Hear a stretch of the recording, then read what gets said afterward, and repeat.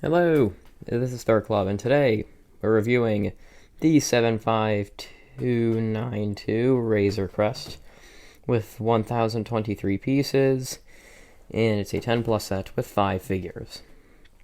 Now, if you were to buy this in LEGO stores or Amazon, the only places you can find it, it will cost you $130. This set, due to copywriting issues, will the boxes, I guess, will eventually start to say Mandalorian Bounty Hunter Transport, I believe, but they had like so many of the original design ones. It's not going to be uncommon to have this. So in the front of the box, you can see the 5 figures, being the child, Baby Yoda, the Mandalorian, Grief Karga IG-11, and a Scout Trooper. And the IG-11 is different than the standard IG droid. They have a slightly different print. The Scout Trooper is the same one we've been seeing recently with the new dual-molded helmet piece. Grief Karga does not have leg printing. The Mandalorian's not in Beskar. There are things I can say about everything here. Also, the box says the Mandalorian, which would seem normal, but if I take the ATST Raider, also from the Mandalorian, where is it? Where's the special label? How am I supposed to tell this is a Mandalorian set, including him, if it doesn't say it? I don't know. Box inconsistencies, which I just saw while I was setting up the review. So, that's the front of the box. And this is a pretty big one, by the way. I saw like this next to the UCS A-Wing box. It's like the same size. So got some pictures in the back. You can see also features, which we'll be reviewing. So what's the point of pointing them out? And in the manual, you can find a secret code to unlock it in the Skywalker Saga from 2021. So, for those of you buying the set, you can find the secret code. It's probably like in the back of the manual or something. Actually get the manual out of the box. Give you folks a free code, because I am generous. And I have no plans to get the Skywalker Saga. Yeah.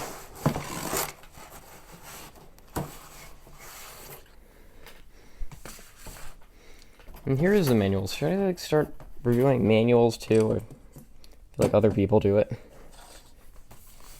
Yeah, it's a big one. There's only one manual. I feel like they're trying to cut down on making 2 manuals per kit.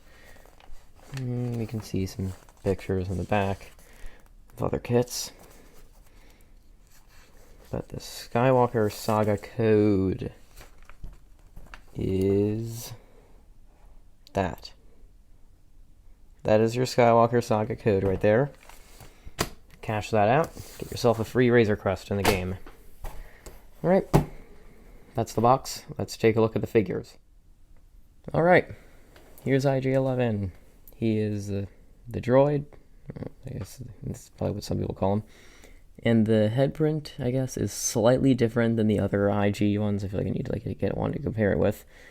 But it is slightly different. So you can kind of tell like this is an authentic one. It's not a ripoff. And he's got 2 weapons. One of the long-range rifles, I guess, and one of the smaller ones. And overall, it's a nice figure.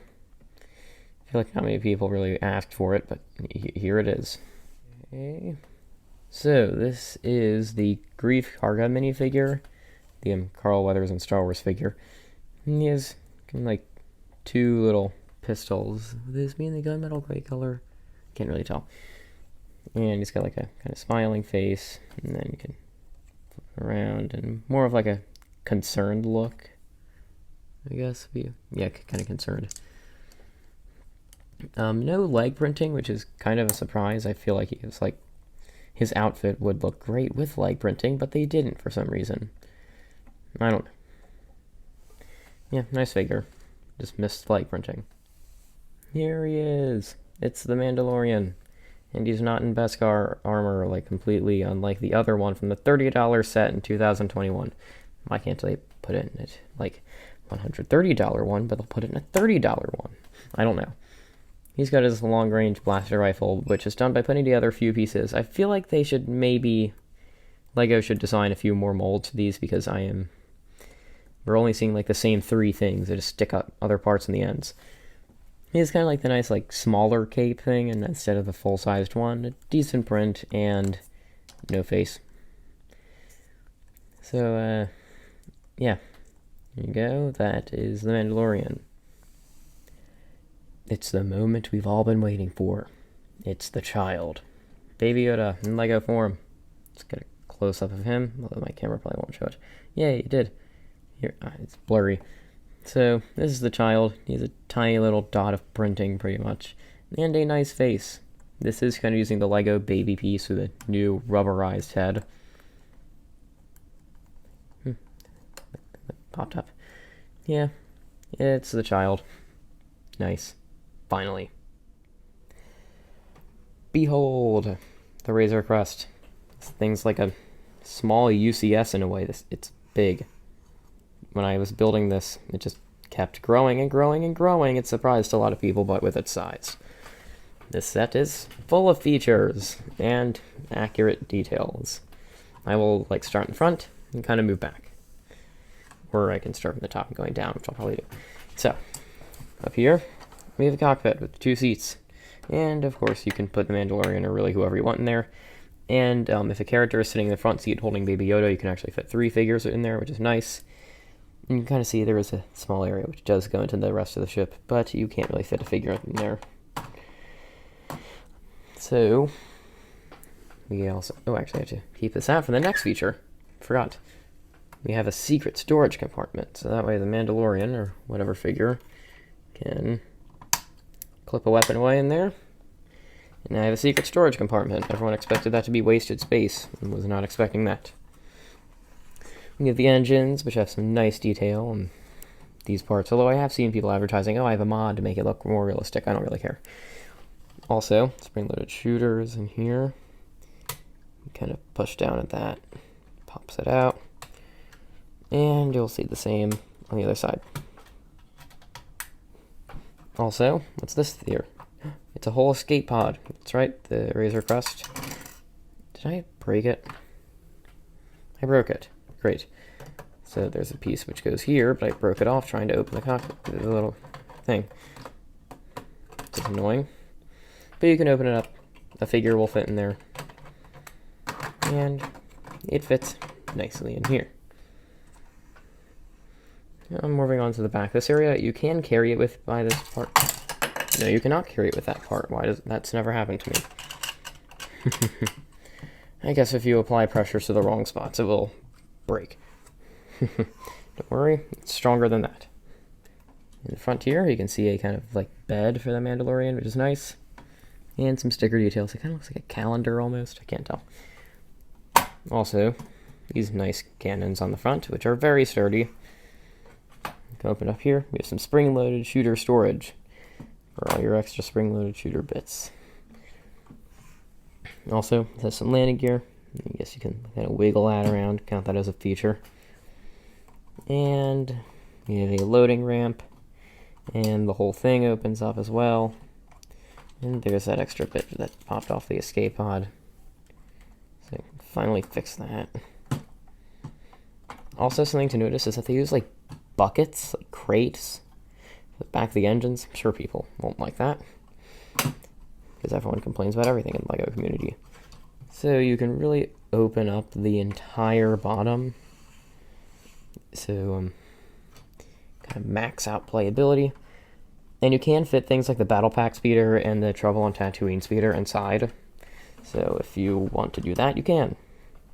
Here we have some carbonite characters. You can kind of knock them out. You can see here.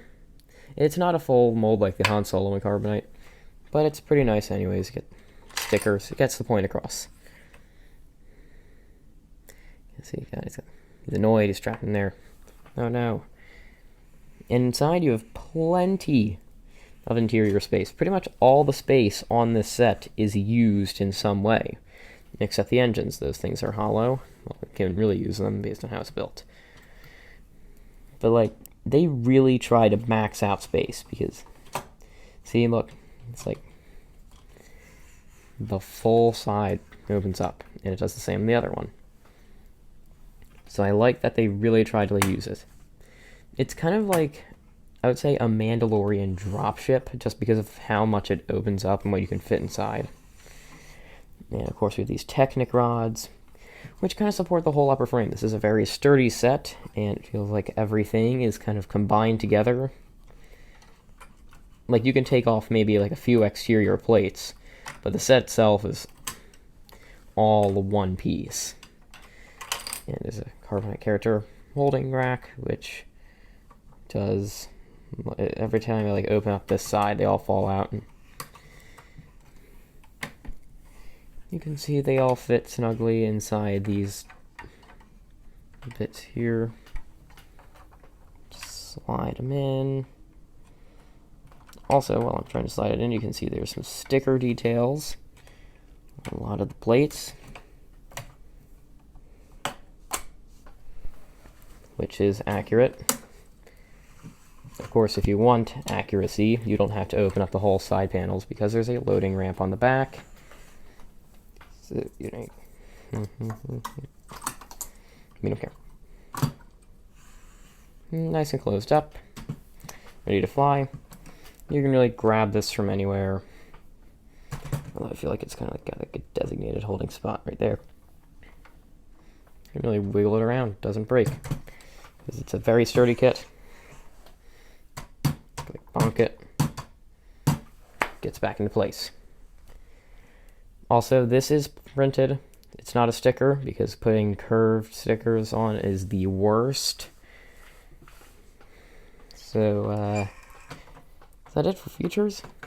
Guess that's it for the features on the Razorcrest. Alright, here it is on display. This will take up a lot of your shelf space because of how big it is and how it kind of can just in general occupy a lot of space. It's long, it's wide, it's the Razorcrest.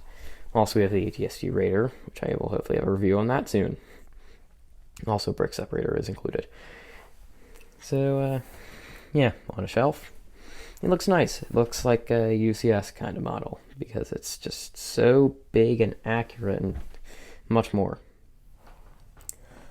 Would I say that this is a must-have? I think you could buy this for multiple reasons. One is for the figures. We have some exclusive figures right here, which is pretty nice. Also, if you want Baby Yoda, but you don't want Trouble on Tatooine, which I feel like is kind of dumb, then you could.